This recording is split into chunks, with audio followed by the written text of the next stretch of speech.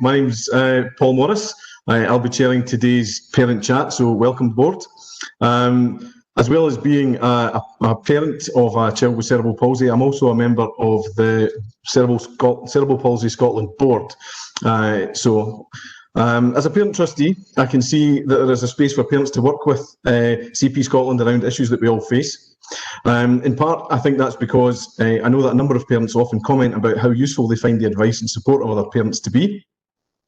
Now, this can happen in person or can happen remotely through forums such as the Cerebral Palsy support page on Facebook. I'm sure those of you who use that group would agree that the Parent Carer Facebook group is the source for information when you're looking for a doctor's telephone number, reviews about equipment, side effects of medication and so on, or if you just want to vent about how difficult things can be from day to day. So this session, hopefully today, will be an opportunity to put some faces to names from that group and from further afield, and to share some advice in a face-to-face way. Now, our focus today is going to be on education, has been trailed so far this morning. This is mainly because it's one of the main issues that's raised on the group, but also amongst discussions with other parents. It's clearly very important in the early years of a young person's life. It's also something where experience really varies, not just in local authorities, but also between schools. So whatever experience we've got individually, we can hopefully share with each other.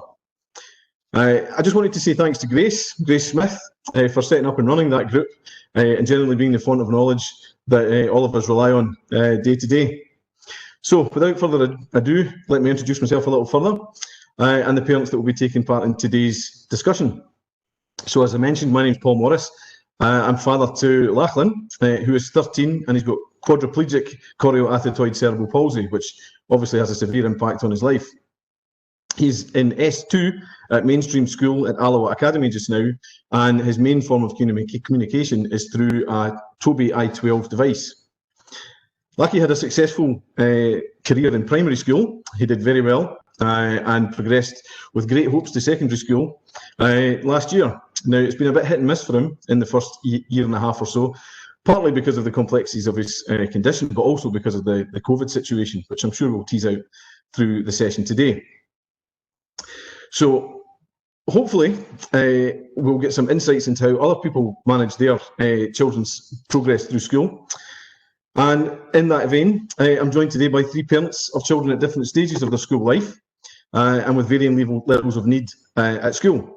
So before I open the floor to them to tell us about their experiences, though, I just wanted to outline our approach today. We'll be looking to have an informal discussion around the issues emerging from education today for our children. Anna will be keeping an eye on the chat and feeding in your comments and questions to us. If you've something to add, we'd be delighted to hear it today, or later, if you'd prefer. So, our panellists today, as Anna highlighted earlier, are Jennifer Rutherford, Jen Cassidy, and Caroline Johnson. So, I'll open the floor to you ladies. Could we possibly start with Jennifer Rutherford?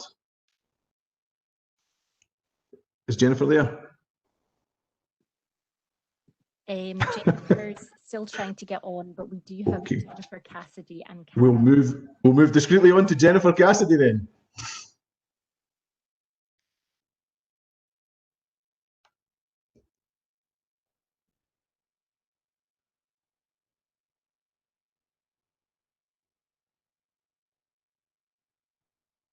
Sorry, Jennifer, we can't hear you.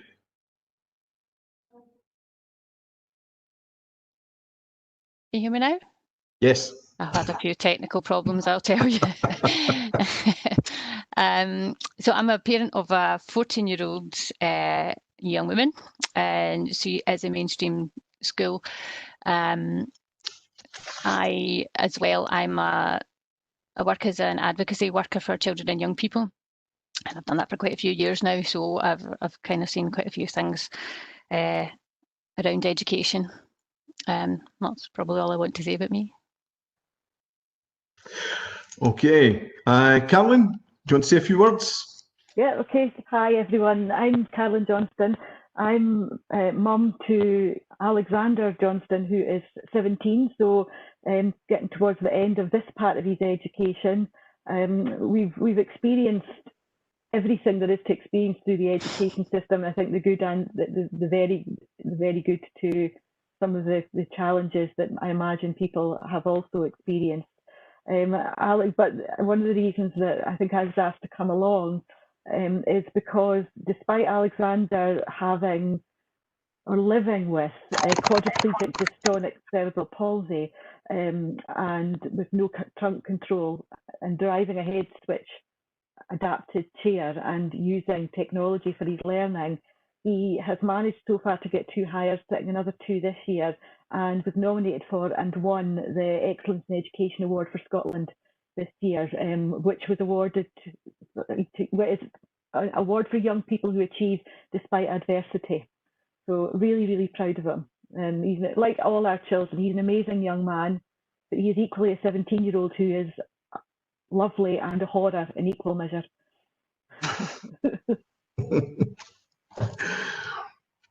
Okay, have we got Jennifer Rutherford yet? No. Okay, I think we'll move along, and if Jennifer can join us, then we'll give her a chance to introduce herself then. I really just wanted to start with a kind of wide general question to all the panelists. We've obviously got lots of wide and varied experience of trying to draw our children through education, working with people within education, health professionals, people from outside organisations. I just wanted to throw the floor open to you both and give you an opportunity to tell us what's worked well for you, and possibly talk about things that didn't work so well so that we can share that experience, and possibly if we could tease out some hints and tips on how to manage difficult situations when we're working with people in our schools. So maybe start with Carolyn. Yeah, okay.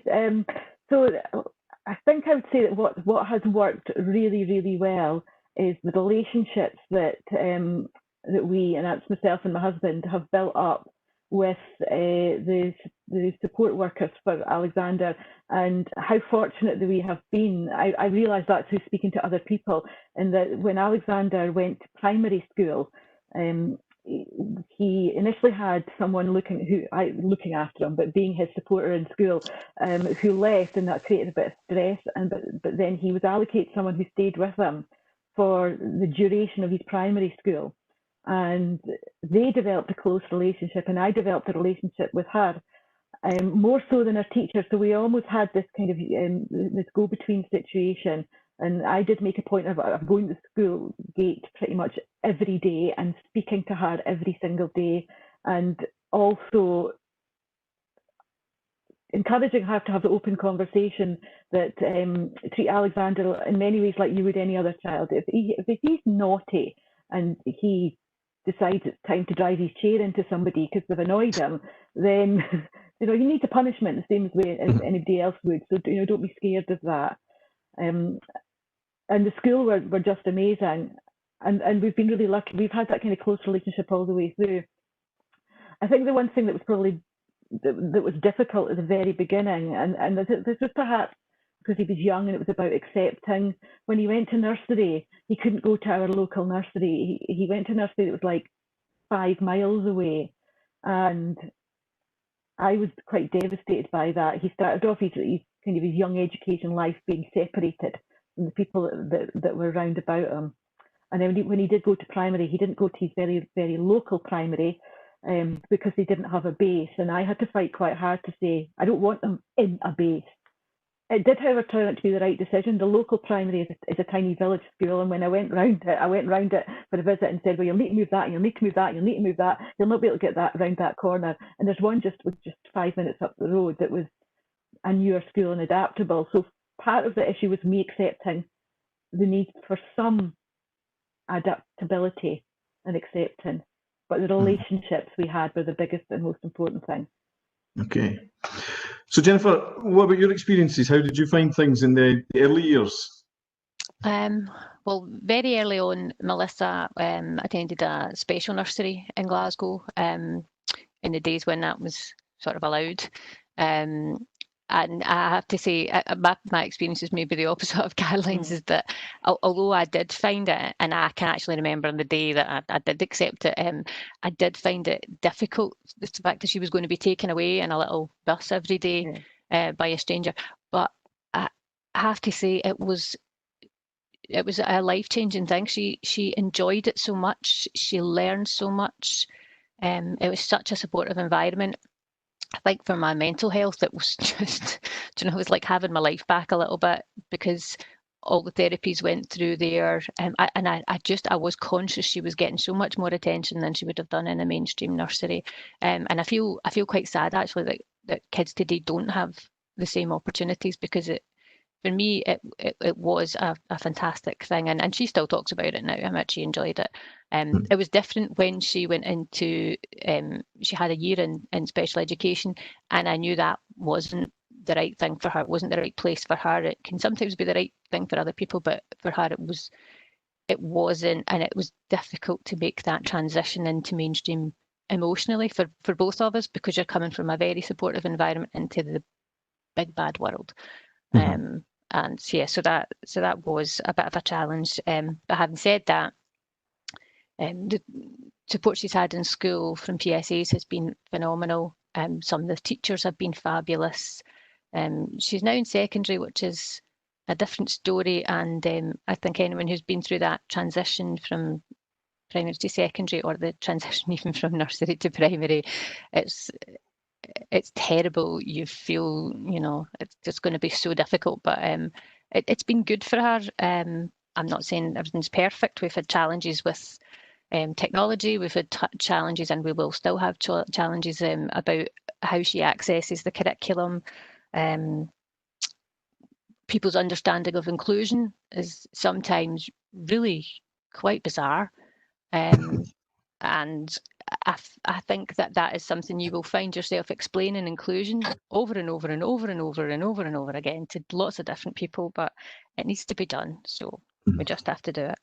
And I think probably certain subjects are difficult in secondary school and really need some work. And I think what surprised me and what disappoints me and what I think needs the most work is the fact that there is no sharing of information. This is a small country, and we know now that all of that, the ability to share is there. We should be doing it. I mean, it would save money, it'll save time, it'll certainly save us a lot of stress. We should be doing that. We should be sharing that, and I don't know what the mechanism is for it, but I think we should be finding out and doing something about it.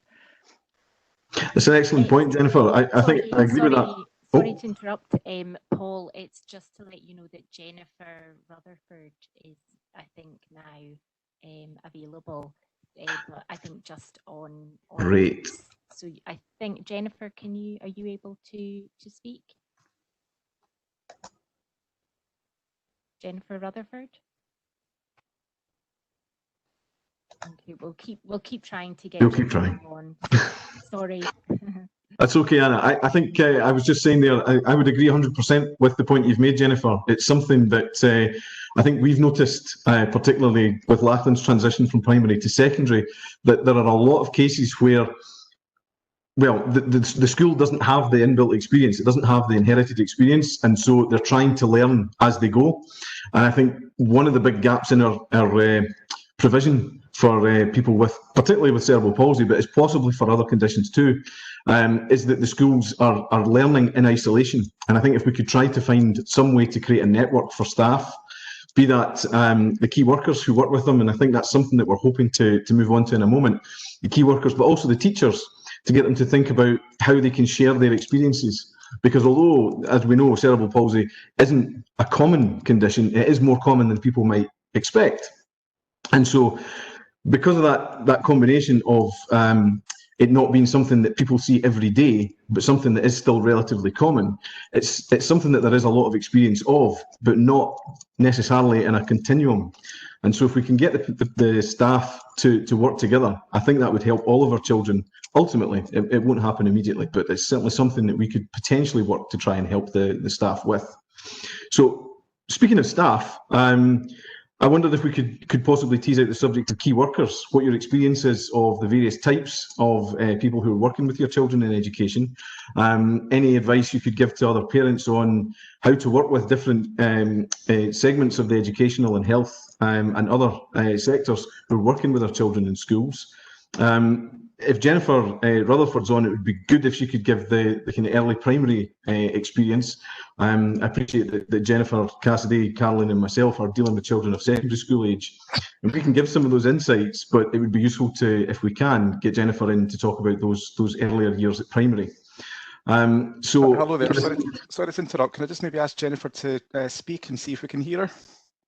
Hello. Yes, we can hear you, Jennifer. Oh, hi. Okay, before we move on to the key workers then, do you want to briefly just tell everyone who you are? Give some background to yourself and to your son? Yeah, so I'm Jennifer Rutherford. I have a daughter who is 9 and my son Quinns is 5.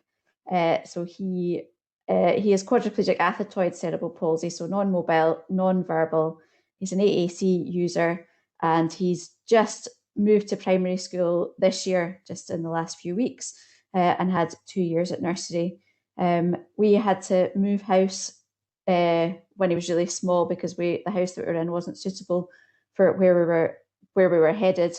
So I spent quite a bit of time looking around schools to try and find out what was going to suit him best. And then he ended up at the school's nursery.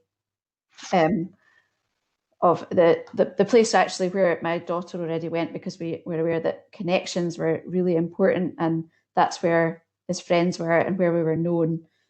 So we did that. So it was really good to have the people, and we got everything in ready to do the transition over those 2 years. We also had the pleasure to visit Lachlan when he was in his last week of primary school. So we made a connection to use the experience from you guys that have already been there. And so the transition to primary 1 has been absolutely fine, I think, because of those 2 previous nursery years where everybody knew him and could knew kind of what they were dealing with. So even though we were doing the transition in the middle of a pandemic and nothing could actually happen, we were all prepared and ready. Okay, thanks, Jennifer. I think that helps move us into what we were about to talk about, which was the work of key workers and how they help with our children at school. But also, those key workers include the teachers and how they provide education to the children. So I just wondered, could we possibly start with Jennifer Cassidy this time and talk about the key workers that you've had, the personal assistants that have worked with your children and teachers and so on. What's been your experience? How has it gone? Has it been positive, negative? Where has it worked well and where has it not worked so well? I think it's been pretty positive. I would say I can't actually think of any occasions where it's not been positive. They've actually always been brilliant. We did have one situation where a PSA was I was really happy with her, but she was too much for my daughter. She was just in her face too much of the time, and so we had to ask. It was a difficult conversation, to be fair, but it went through the sort of a well-being chat with my daughter and our deputy, and so there was a wee shift, and she moved away from that PSA and had a kind of more of a hands-off approach, and I guess it's down to individual children and how they cope. Teachers, again, they're all different. Some are great, some are not so great. But I'd say mostly I've had a pretty positive experience. I think we've been very fortunate in terms of our schools. I would say it's easier to have a change of teacher, even a change of PSE, definitely, than it is to have a change of culture. So I would say if you're starting to look at schools, I would definitely say check out the head and the deputy head, whoever's the ASN lead in that school, because you'll not get rid of them. They're going to be there and they will set the tone. So if you're struggling there, maybe think again. That would probably be my advice on key workers. Caroline, how are things up in Dundee in that respect? Well, a little bit about where I live. I live like about 20 seconds from the border of Dundee, but I actually live in Angus, so Alexander goes to an Angus school. God's country. Yeah. So I'm trying to think. Sorry, can you tell me what that question was again? Because I was away thinking about something else there. Oh, it's around the key workers. So in that respect, I was thinking not just of the PSAs, but also the teachers and possibly external organisations. For example, Call Scotland work with Lachlan around his AAC, and we've got the health professionals as well as the PSAs in school and the teachers. So there's a wide mix. It's really just an opportunity to talk about how things have been for Alexander with the various groups of people that work with him at school. Right. So I mean, in many ways, Alexander's support has been absolutely excellent from the people who we've been working with, and I mean, I would actually agree with what Jennifer Cassidy said there. The lead in the ASN department is absolutely essential, and we're really lucky in Moneyfeed High School that she is fantastic with all the kids, and she kind of gets the needs of all the individual kids, which is really good.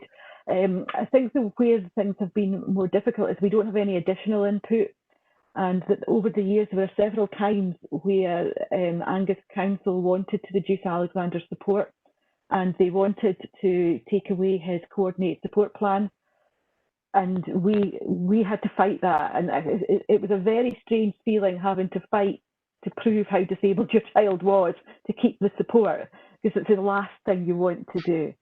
It's almost like taking you back through filling out those awful forums to get their finances sorted, that you've got to really tell it as you don't ever want to.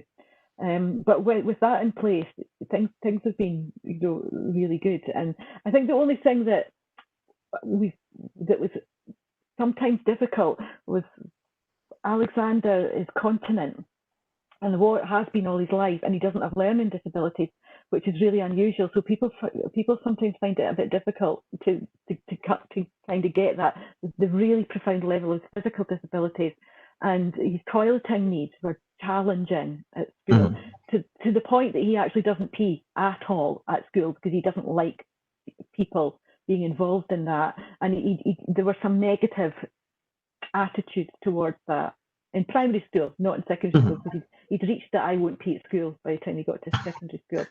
However, for the most part in school, it was fine, and that was because his person was actually a healthcare assistant in a previous life, and the difference that made was enormous. But that was down to the individual rather than what you would normally get. If he wasn't there, it was difficult. Yeah, I think that hits on one of the issues that we possibly all face. It's that understanding of what it is that is required and the flexibility that's required in that individual to help the individual at school. I wonder, between the three of you, I'll move to Jennifer Rutherford in a minute, but between the three of you, if you could think of techniques that you may have used or tons of phrases that you may have used to help people to understand what needs to be done in a way that doesn't then put them off. We've not had situations like that, but we have had people that basically take it as a job, so they're playing it by the numbers. But we've also got people who go the extra mile. And what I tend to try and do in those situations is talk to the ones that go the extra mile to encourage their colleagues to do more. But I would be interested to know what you guys do in those situations, because I'm sure you'll have faced similar positions yourselves. Jennifer Rutherford, are you there? Are you able to give us some insights into the short amount of time you've had at primary?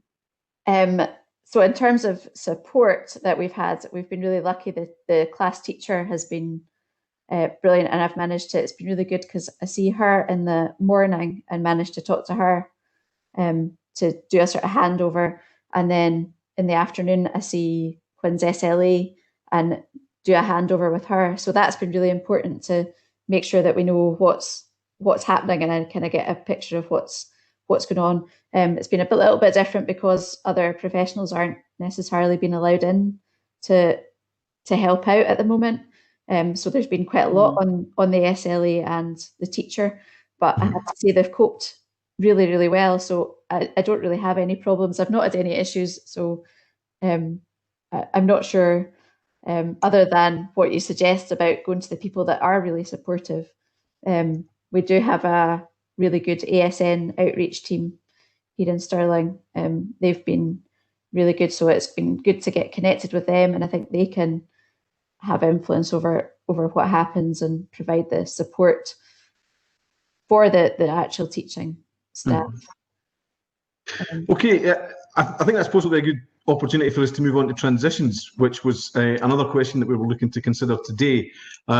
Jennifer, you have obviously recently gone through the transition from nursery to primary. You mentioned some of the things that you'd learned at that point. Are there any key things that you might want to raise for people who might be about to look at transitions for next year? Yeah, I guess it's really important to be prepared for it. We were, like everything, obviously stopped in March, and we didn't manage to do lots of things that should have happened. But because we had been there already and all the equipment was already set up and ready for Quins, and they had the hoist and the toileting facilities all ready. They had his chair there, they had his standing frame. The staff were well trained. So the sooner you can sort of get in and get stuff like that organised, the better, because it enabled me just to, in terms of transition, I basically went in the day before school started and had a talk with the teacher and told them everything they needed to know about Quins in like an hour. And I mean, they just soaked it up and just they ran with it. So much respect to them to be able to do that. I see Carolyn's mentions about the CSP. Because we were at the school nursery already, we had that put in place by. Actually, I received it a week into lockdown, so that was a really helpful time to have it, and then I had to carry out everything. But that was really that's a really useful thing to have, so that everybody just knows what they're doing. So the sooner you can get that in place, the better. Okay, now, Carolyn, you might have it in a different perspective. You might be looking at transitions from school to further and higher education. Mm-hmm. Have you got any advice for those who might be in a similar position to yourself? I think the most important bit of advice is that the earlier you start the transition, the better. Alexander's transition from primary to secondary, and I don't know if everyone has this experience, but his actually started in primary 6, and with the rest of them didn't start till primary 7. And we started visiting the schools early on to work everything out, and that was really good. We did walk rounds of the school. Alexander had a walk round of the school, and we went into all the departments. And some of it was a bit silly, I have to say. I mean, I would never say exclude anybody from anything, but they took us into the techie department, and I just walked in and kind of burst out laughing and thought, there's being inclusive and there's being silly. Alexander's never going to be able to do that. And that was my in my head conversation, and we were saying all the right things. And the transition to, he's going to go to Dundee College and then hopefully university, is that we've actually started that earlier. We're on board with that now, and readiness for that. I think the only negative, or the biggest negative that I have experienced, and it upset me at the time, and I think back to it now, it probably makes me want to cry even now. It was during the time of transitioning from primary 7 into first year, where they do great big events. So locally here, they took all the first years in groups up to a big park, and they do all sorts of fun, rafting and amazing things. And Alexander was completely excluded. And then they had to think about it. They said, no, but we can do this. So they took him to the park and took him bird watching. Yeah, and I'm like, yeah, that's for a 12, 13-year-old boy. That's just amazing. And in primary 7, he got the choice. This was an interesting one, the Dalguise trip. Yes. Yeah. So he actually got the choice, and that they were amazing over that, because there was another boy, different condition, who went the year after Alexander, and Alexander could have gone, but I would have had to go with him as his carer, and he didn't want that. So we actually just went away somewhere else. We just went to a wee holiday resort locally for 4 days, and he got the choice, and it would have worked. But it still upsets me to this day that some of these crucial things he didn't get, and he couldn't get. And I think when they say inclusive, I sometimes think that's inclusive to someone who doesn't understand what being inclusive actually really means. Yeah, yeah. I've got a lot of sympathy with that. Dalguise was a great experience for Lachlan, but he didn't really have a choice. I had to be there. We still had a good time, but it would have been better, I think, if I hadn't been there. Yeah. Jennifer Cassidy, transitions. How have you found transitions? I know we've touched on it a little already, but how was the transition prepared for in Glasgow? Did you have 1 year, 2 years? Was it positive, or were there any issues that you would want to raise for people to be aware of? I'd say it was reasonably positive. I would say as well, yeah, definitely P5, P6. You need to be starting your transition, even if they're telling you we won't be starting it then. You just go ahead and do it and start looking at schools and finding out what you need to find out. And I'd put a marker down fairly early on the on that P7 trip. And I think when you were talking about turns of phrase, I remember having to use this one once when someone called me at work to say, well, we can't go swimming unless you come along to get your daughter changed. And I said, oh, well, I would have to go and ask my boss if I could leave my work to go. And I think at that point I could hear the teacher reflecting, what if I had to go to the head teacher and say, I have to leave school? And then they went, no, it's okay. I'm sure we'll manage. It'll be fine. But you know, if they're not able to make an accessible trip, it means no trip. So you can put that out there early doors, and then they'll soon. I mean, I see it quite a lot in my work that they'll try to include in a slightly weird way children, but you know, it can be done much better. But it does need a wee bit of planning. A wee bit of planning, a wee bit of thought. Yeah, a bit of planning, a bit of thought, and a good explanation of what inclusion actually means. And it's different for each child. So, you know, your child in that situation, you'll know, they'll know, and it mostly can be done. Yeah.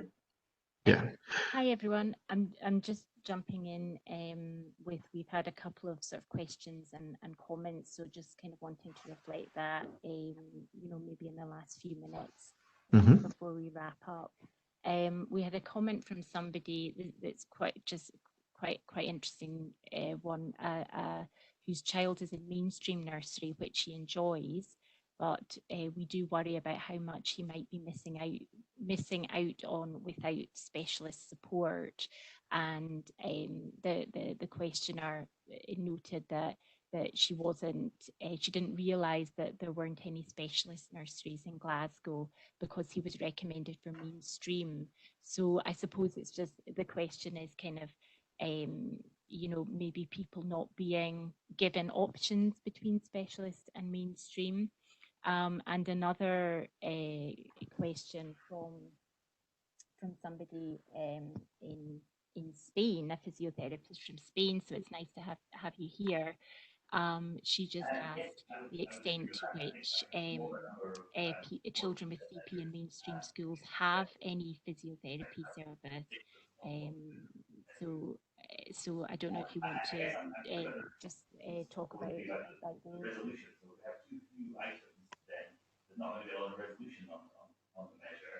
Oh, I think we're getting some feedback from somewhere. I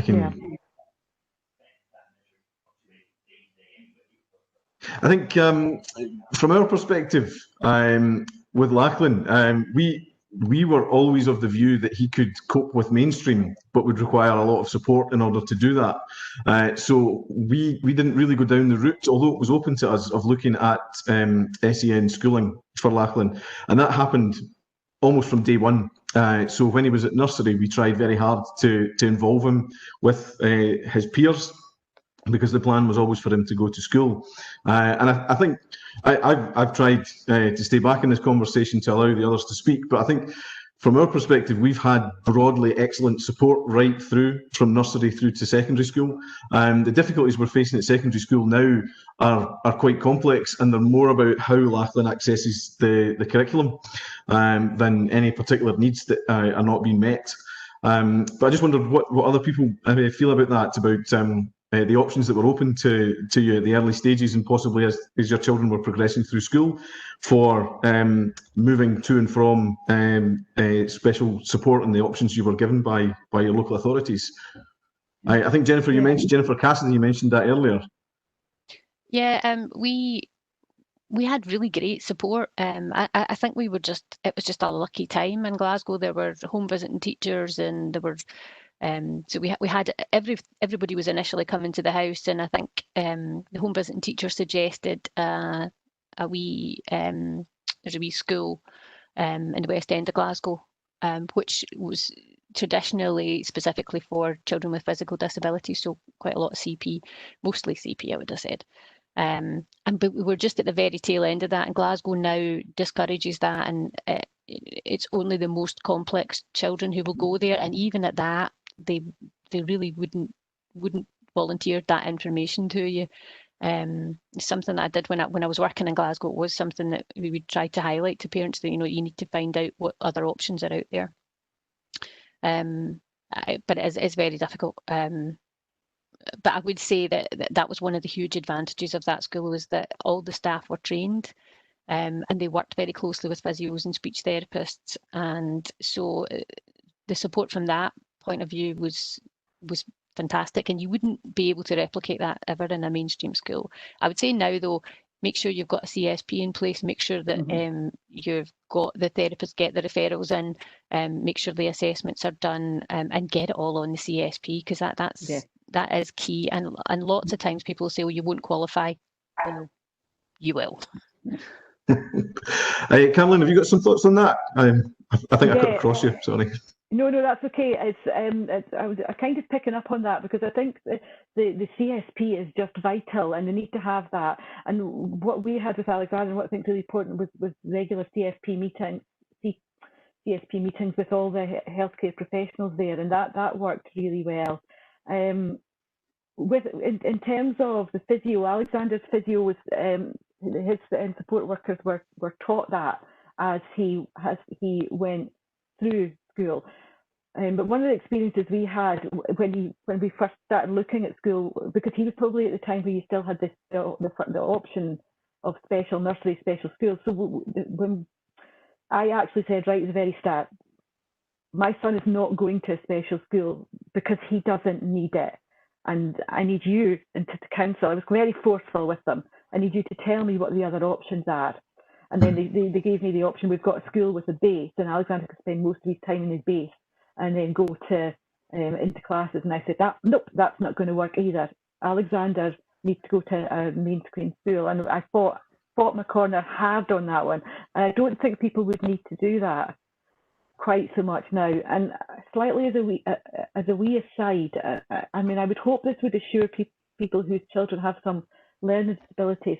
I've got, because Alexander plays power chair football, I know quite a few people who, and I've met a young man who's CP. He has some degree of mobility and very mild learning disabilities and hearing problems, but his parents weren't so forceful, didn't push the issue, and that young man went to a special school from primary 1 right the way through. And when I look at him, I think, educationally, I think you could have done so much more, but you weren't given the opportunities because of the school you went to. So, I mean, I'm a big believer in the mainstream, but with the right support, individualised. Jennifer Robert. I'm sorry to interrupt. I think we might have to just start to wrap up the session. Sorry. In order Okay. to give people a short break before our next session. So. Okay. Well, I've got a few words which I'll use to wind up. Thanks to all of our contributors. I noticed from one of the questions I'll have to change the first line of my little wind up is that most of you are aware of the excellent work that CP Scotland undertakes for all of our loved ones. If you have any concerns going forward in relation to what we've covered today, or more generally around education, you can reach me as your parent representative on the board.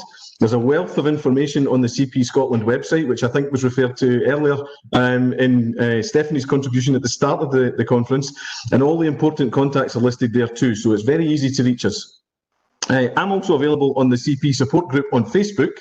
I noticed there was a question earlier from someone. It has a Sunday name. I'm quickly reaching for my phone. The Sunday name of the group is, if you look for it, CP